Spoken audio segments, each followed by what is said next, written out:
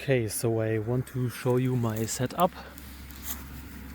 Here's my 5-inch freestyle drone, and in there is the RunCam Wifi Link V2, and I attached two Foxeer Lollipop antennas to it with left-hand circular polarization. This is my ground station setup. I know it's a bit bulky, and it's running the RunCam 03W and the SBC ground station firmware. And in there are two EU2 Wi-Fi cards, and on each Wi-Fi card there's one Foxeer Lollipop and one patch antenna attached, so in total 4 antennas. And all of this is connected to my FatShark HDO goggles via a HDMI cable. And what did I change at the settings? The RunCam Wifi Link is running the firmware out of the box. I set the TX power override to 55. That's the second highest setting. 58 would be the highest number. And I'm running 720p at 60 fps on channel 161, bitrate 4096. So basically I didn't change anything else. I was running this ground station setup before with my RC car with the Wifi Link V1 and achieved very good results with it. So that's why I want to make a comparison to the RunCam Wifi Link V2 now. And also that's the first time I'm going to fly Open IPC on an actual quadcopter.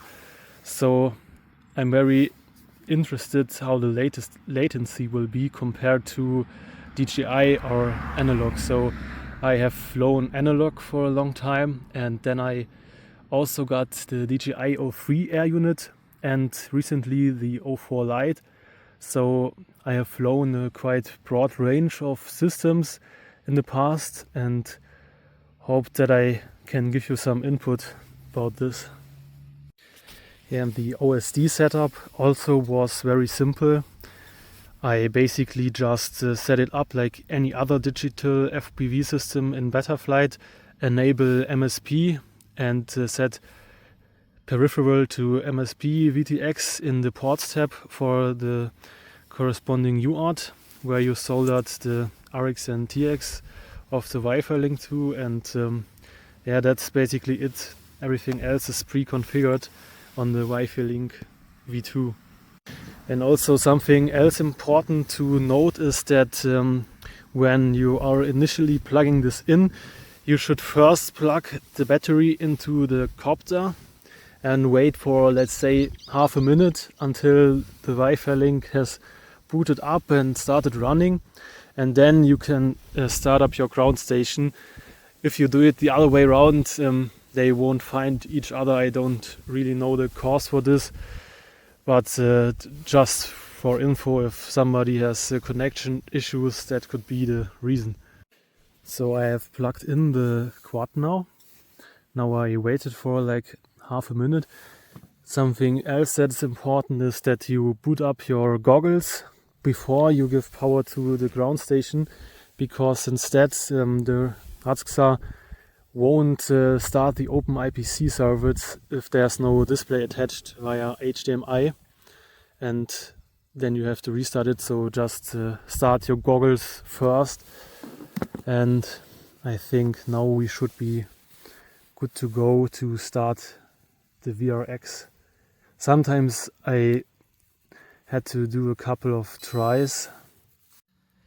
Okay, so everything is up and running now, and I will go for my first test flight with the RunCam Wifi Link 2 and Open IPC. Okay, so now I'm getting ready for my flight. This ground station setup here is really heavy. It's not that comfortable, but it will do for now. Now I started the DVR recording.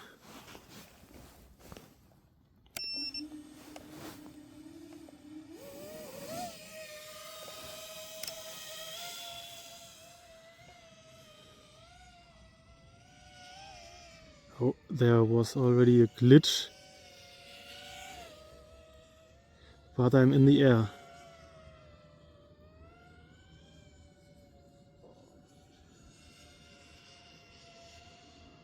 Okay, it's really a bit laggy, but my goggles also are not the best, but it's flyable.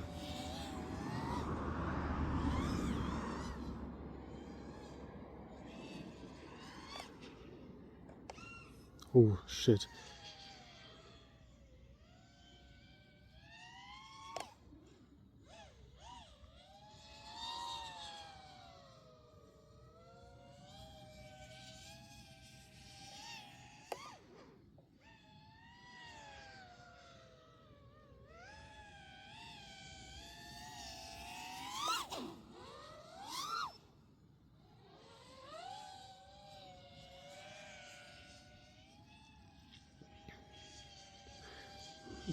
It seems that the video stream is stuttering a little bit. Don't really know where that's coming from.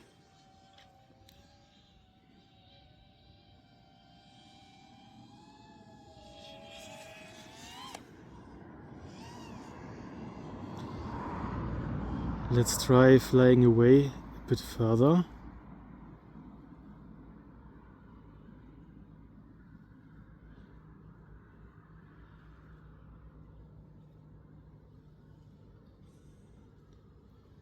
Okay, I will try to fly towards this hunter stand right here. That's also where you can notice the first dropouts with DJI or analog normally. Oh, my battery is also already quite low. I think I will have to come back.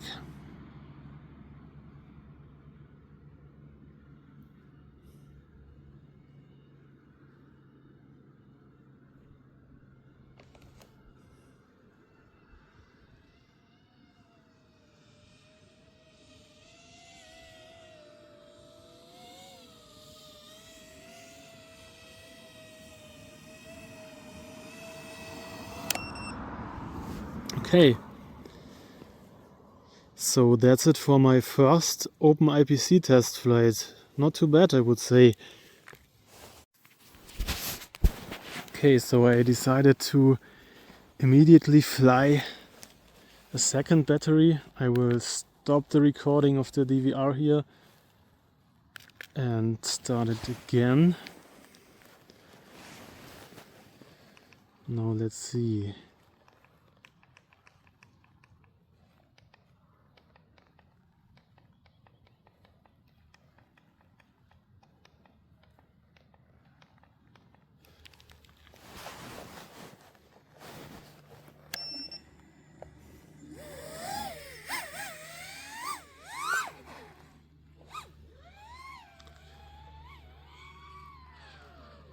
Yeah, so the lag is definitely much worse at the moment than with DJI or even analog, but it's still flyable.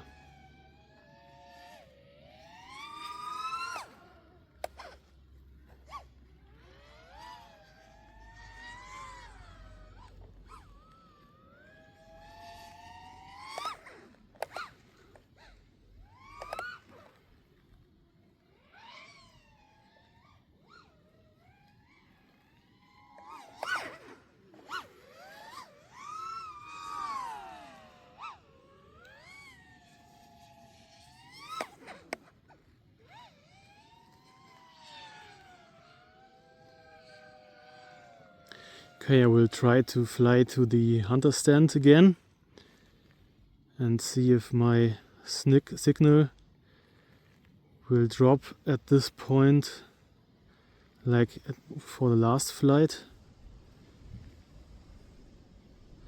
Now I'm a little bit higher and it's holding up better. I really don't want to crash here because there's water all over. But it's okay.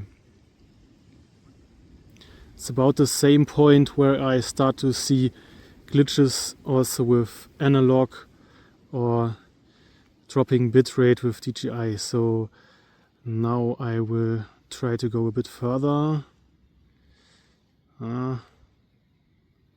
Around this thing here.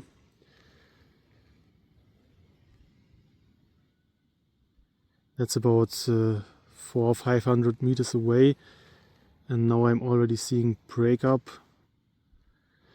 I don't have GPS rescue on this quad, so I think I will come back for now, because I don't want to walk all this way.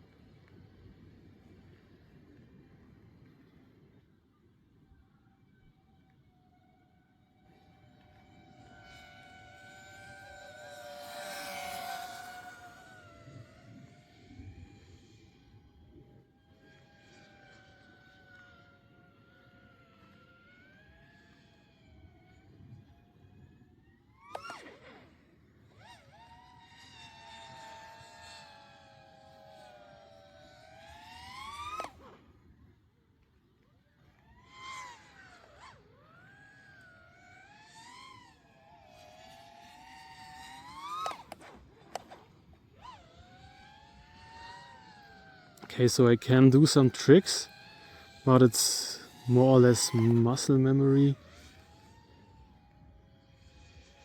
I don't know how much of this lag is actually coming from my goggles, because they are not the best for this test.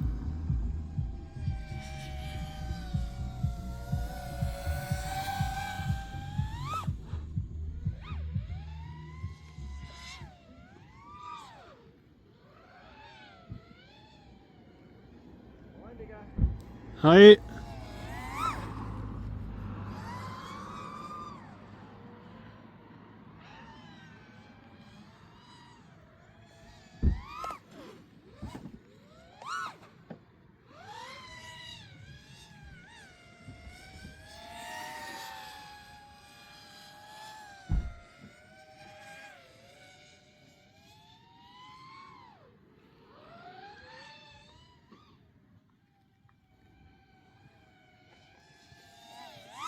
Ja, sind wir zufrieden.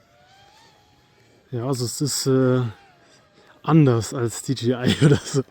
Ist schon ein bisschen rucklig noch. Okay. Und rucklig, weil? Das weiß ich noch nicht genau. Aber mehr Antennen passen aber auch nicht mehr drauf, oder? Nee. Geil!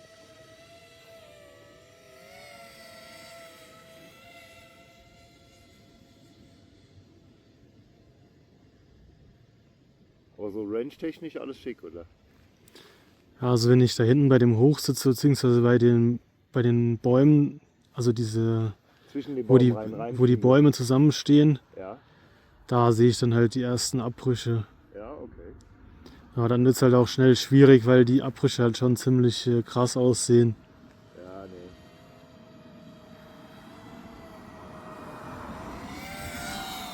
Da ich hier drauf keinen GPS oder so habe, wollte ich es dann noch nicht weiter ausreizen. Nee, muss auch nicht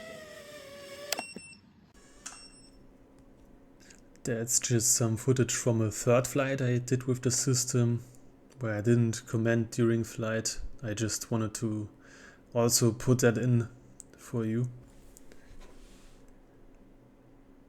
Yeah, here I'm getting breakups again. I think here I switched the TX power to 40, but it didn't change much.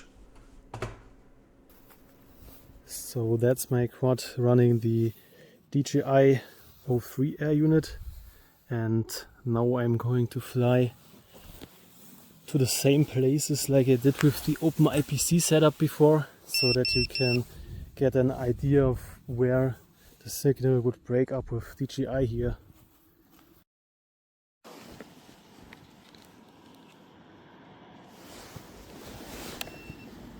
Okay, so now with DJI I am on 20 megahertz mode on channel 7.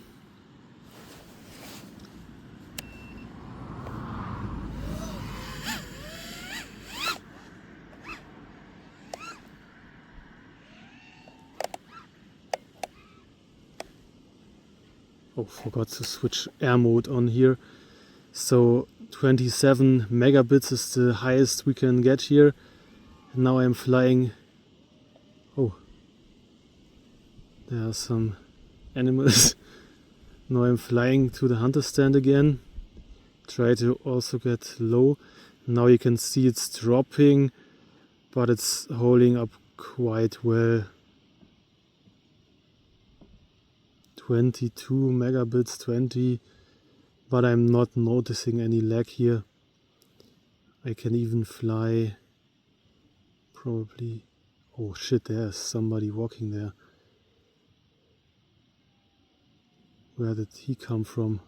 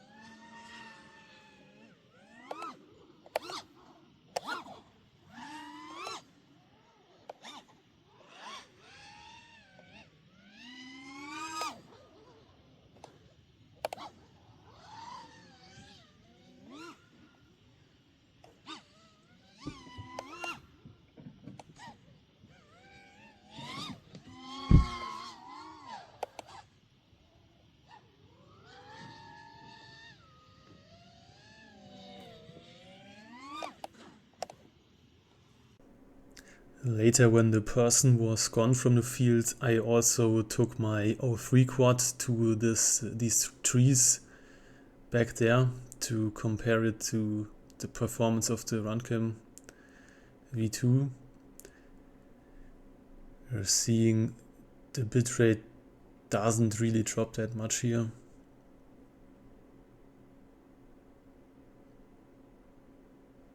And I'm not noticing any lag right now, so that's really good.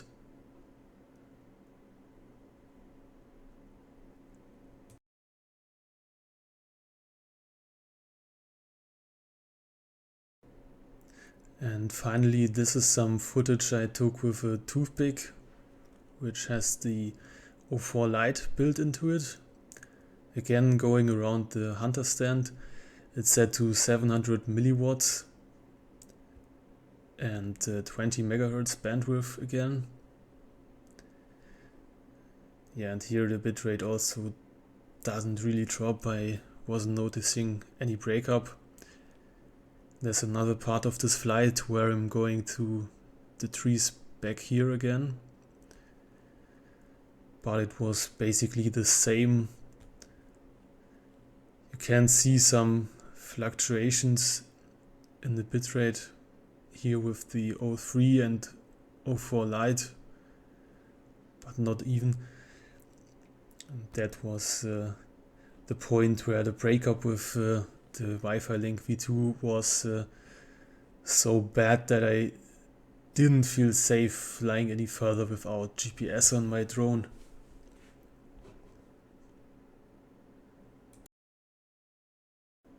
So to finish this off, I want to give you an overall review of my experience with the RunCam Wifi Link V2.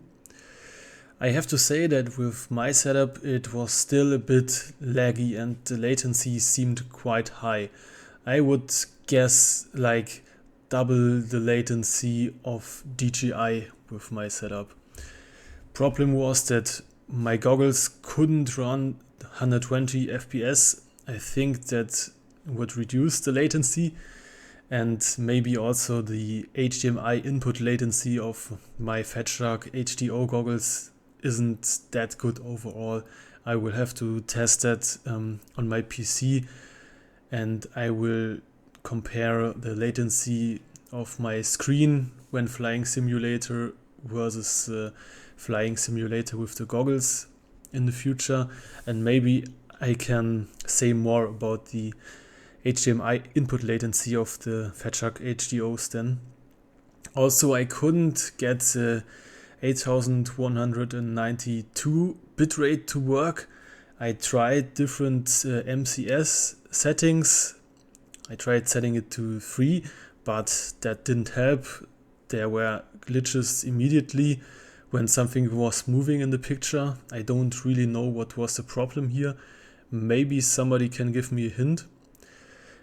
A higher bitrate would really help this system.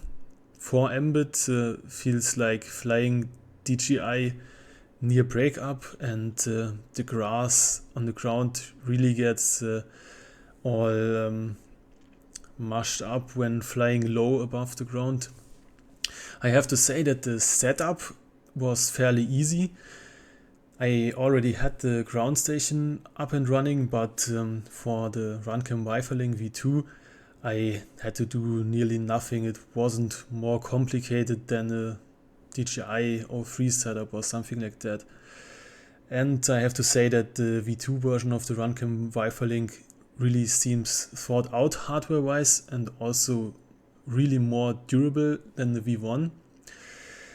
But the range seemed a bit better with the Wifi Link V1.